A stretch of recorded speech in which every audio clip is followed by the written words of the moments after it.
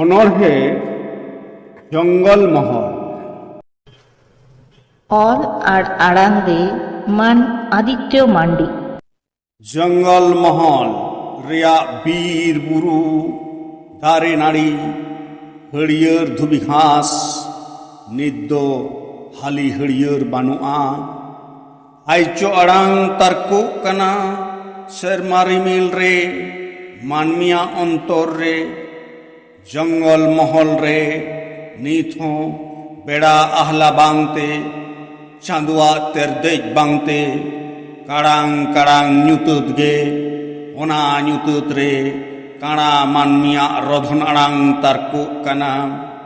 Scene बेड़ा ठेन ᱧᱤᱫᱟᱹ Chandu ठेन इपिल angle ठेन been किदिन चेड़े चुपड़ी ठेन भांडो होय हो मेदा ए जरोयेदा जंगल महल रेन मानमी को सेत कोयो काते चेदा से निथो जंगल महल रेन मानमी को दिसोम फुरगल मरांग जेलेका को तहें कना उनका के मेना कुआ निथो में चुपु जमा लगिद मानमी को रोधनो कना सिकनत आहला निथो जोतो कोठेन आवरी सेटरोआ निथो खेत खरई रे कामी काते आसुलो हड़गे जास्ती बीर पकार खोन तिरिल सकाम सारजोम सकाम हेज काते ऊत पुटक हलांग काते सांग बावला ताड़ाव उडोंग काते मीत भित लाज को भी तेहें उनको को नाहाचारोक कना एड़े पोसड़ा हचोक कना उनाते बांचाव लड़ाई को एहो आकना बांचाव अइधर को कोय कना जानाम परसिते सिकनतो रिया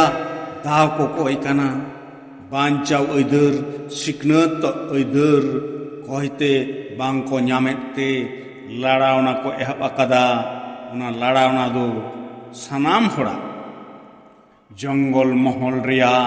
बीर बुरु दारे नाड़ी नई गाडा ओत होय रिमिल खोन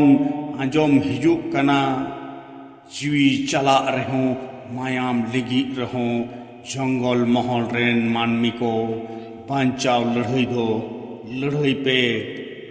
पे बांखान धरती खन पे नेपूज उतरुआ जोहार।